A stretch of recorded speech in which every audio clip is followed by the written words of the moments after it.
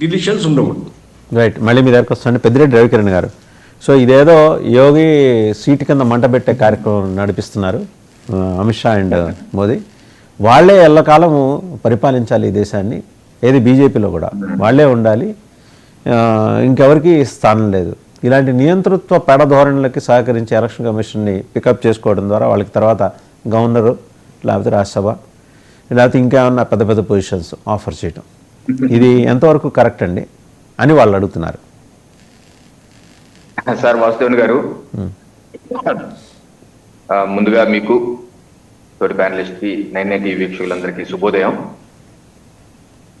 Election కమిషన్ని గవర్నర్లు అంబాసిడర్లు చేసిన చరిత్ర ఎవరికి ఉంది? ఎందుకు కాంగ్రెస్ పార్టీ తన కింద ఉన్న మచ్చను చూసుకోవట్లేదు? ఎవరండి ఫస్ట్ ఎన్నికల కమిషన్? సుకుమార్ సేన్. ఎవరు నియమించారు ఈయన్ని? జవహర్లాల్ నెహ్రూ గారు. ఆ రోజుల్లో ఎలా నియమించారు? కేవలం వాళ్ళు సూచించిన పేరే. అక్కడికి ఏ ప్రతిపక్ష నాయకుడికి పాత్ర లేదు, ఏ చీఫ్ జస్టిస్కి పాత్ర లేదు.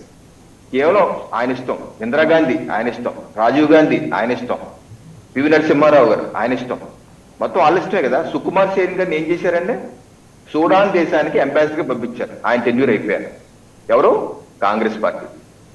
రమాదేవి గారు ఎలక్షన్ కమిషన్ ఆఫ్ ఇండియా చేశారు. కాంగ్రెస్ పార్టీ ఎక్కడ పంపించింది ఆవిడని? హిమాచల్ ప్రదేశ్ గవర్నర్ గా పంపించారు. ఈఎన్ సెషన్ గారు, ద గ్రేట్ ఈఎన్ సెషన్ గారు, ఆయన ఏం చేసింది కాంగ్రెస్ పార్టీ? కాంగ్రెస్ పార్టీలో చేర్చుకొని అలహాబాద్ లో టికెట్ ఇచ్చి బీజేపీ పైన పోటీ చేయించింది. ఎంఎస్ గిల్ గారు చీఫ్ ఎలక్షన్ కమిషనర్, ఆయన ఏం చేశారంటే ఏకంగా కేంద్ర మంత్రినే చేశారు. మీరేమో మీ ఇష్టం వచ్చినట్టు అన్ని చేశారా? ఈ రోజేమో బురద మా మీద చల్లుతున్నారా? ఎన్నికల కమిషన్ యొక్క నియామకం పారదర్శకంగా చీఫ్ జస్టిస్ ఉంటే తప్పేంటి? మేమంతా అలాగే చేసామంటారా?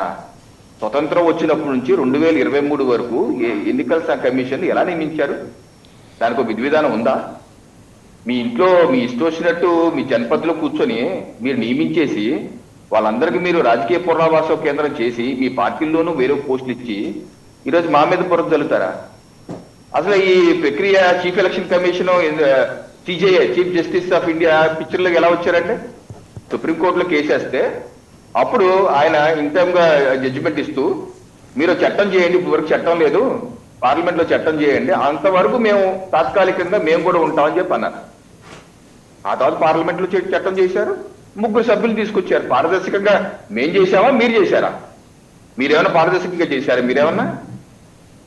ఈరోజు చీఫ్ జస్టిస్ ఆఫ్ ఇండియా వాళ్ళ కొలీజియం వ్యవస్థలో హైకోర్టు జడ్జిల్ని, సుప్రీంకోర్టు జడ్జిల్ని నియామకంలో ప్రధానమంత్రి పాత్ర, ప్రతిపక్ష నేత పాత్ర ఉన్నారా? లేరు కదా.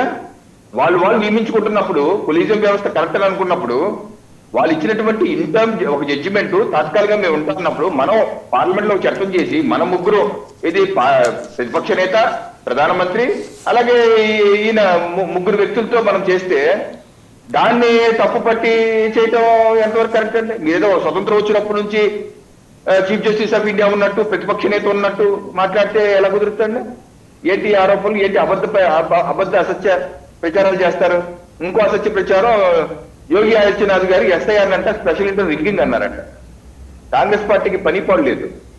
ఆయన ఒక మీటింగ్ లో, గాజియాబాద్ లో మీటింగ్ లో మాట్లాడుతూ స్పెషల్ ఇంటెన్సివ్ రివిజన్ ని ప్రతిపక్ష నేతలు, ప్రతిపక్ష పార్టీలు అపోజ్ చేస్తూ దీన్ని స్పెషల్ ఇంటెన్సివ్ రిగ్గింగ్ గా మార్చాలని చూస్తున్నారు అని చెప్పి అంటే తోడు మరోడికే టూటా పూటా కరికే కట్ కరికే ముక్కలు చేసి దాన్ని ఇలా అటాచ్ చేసే ప్రయత్నం చేస్తున్నారు. ఏంటి కాంగ్రెస్ పార్టీ ఇప్పటికీ మారదా? మొన్న వచ్చింది కదా మీ Karnataka government, Karnataka monitoring evaluation authority వాళ్ళే సర్వే చేసి రిపోర్ట్ ఇచ్చారు కదా బయట. మీ ప్రభుత్వం ఇచ్చింది బయట.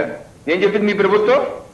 కేంద్ర ఎన్నికల సంఘం మీద 95% మందికి పూర్తి నిబద్ధత ఉంది, పూర్తిగా విశ్వసిస్తున్నారు, చాలా బాగా చేస్తున్నారని చెప్పి మీ ప్రభుత్వంలో ఇచ్చినటువంటి, మీ ప్రభుత్వం చేసే సర్వే నివేదిక అది.